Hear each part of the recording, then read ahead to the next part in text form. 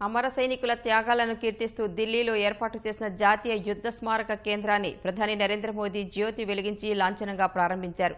India gate వద్ద 40 ఎకరాల విస్తీర్ణంలో జాతీయ యుద్ధ స్మారక కేంద్రాన్ని ఏర్పాటు చేశారు. అమర్ చక్ర, వీర్తా చక్ర, త్యాగ్ చక్ర, రక్షక్ చక్ర పేరుతో ఏర్పాటు చేసిన 4 కేంద్ర వృత్తాలపై 25,942 మంది అమర సైనికుల పేర్లను బంగారు అక్షరాలతో రాశారు. ఈ సైనిక స్మారకం కోసం 176 కోట్లు వ్యయం చేశారు. స్వాతంత్ర్యం వచ్చిన తర్వాత అసువులు బాసిన సైనికులకు ఇప్పటి వరకు జాతీయ స్మారకం లేదు.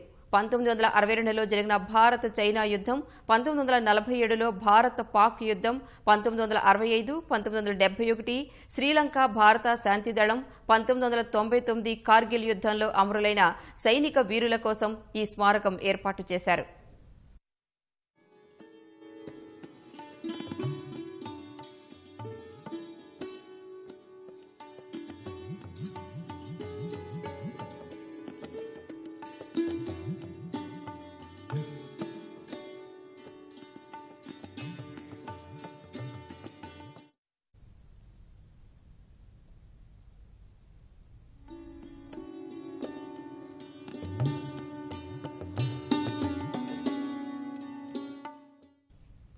అంతకుముందు మాజీ సైనిక అధికారుల బృందాన్ని ఉద్దేశించి ప్రసంగించిన ప్రధాని మోదీ గత ప్రభుత్వాలు కుటుంబాలకు ప్రాధాన్యం ఇస్తే తమ ప్రభుత్వానికి మాత్రం దేశమే ముఖ్యమన్నారు.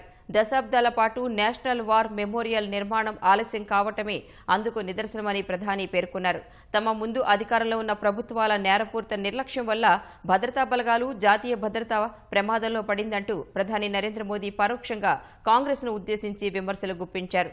గత ప్రభుత్వాలు రక్షణ కొనుగోలు ఒప్పందాలను, సైనిక బలగాల బలోపేతాన్ని నిర్లక్ష్యం చేస్తే తమ ప్రభుత్వం ప్రాధాన్యతా క్రమంలో వాటిని అమలు చేస్తున్నట్లు తెలిపారు. మాజీ సైనికోద్యోగుల కోసం 3 సూపర్ స్పెషాలిటీ ఆసుపత్రులను ఏర్పాటు చేయనున్నట్లు ప్రధాని మోదీ ప్రకటించారు.